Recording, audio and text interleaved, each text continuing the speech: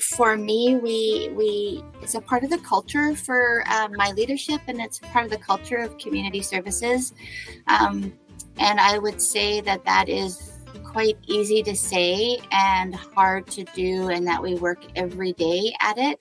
And when I say a culture of innovation, I really do think that well, it's in our literature, it's in what I say, it's in how I joke, I role model it, other leaders role model it within community services, but it's about striving for organizational excellence, never about perfection. We call ourselves a learning organization, and to do that, we embrace risks, we embrace failures, we say what did we learn from it? Let's not make the same mistake 3 times.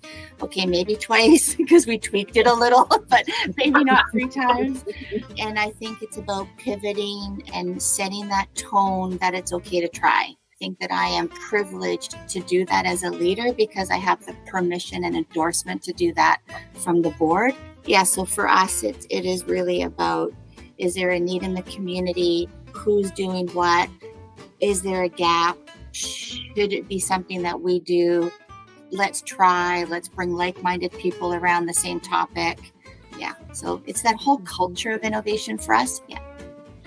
Well, for me, Angie, it even goes back to, years ago, we used to use this language of conflict of interest. And the language was, I think it was in our orientation or something around, what do you do if you're faced with a conflict of interest?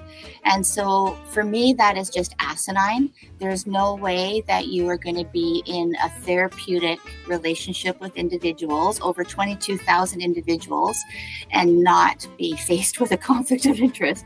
So I don't say if, I say when.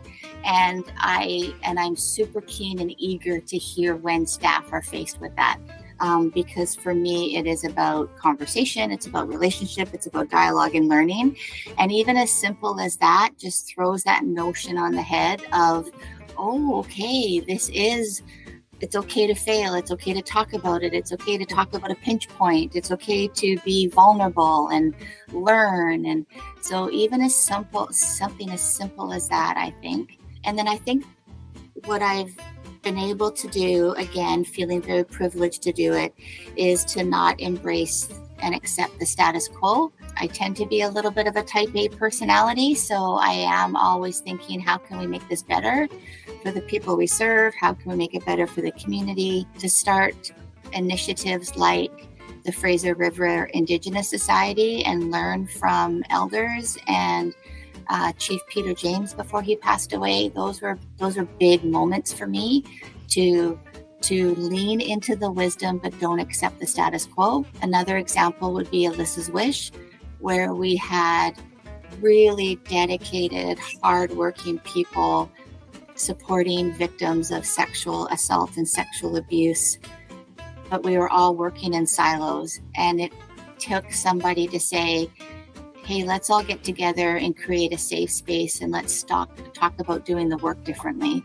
And then you have centers across the province now that are opening. So yeah, those are some examples.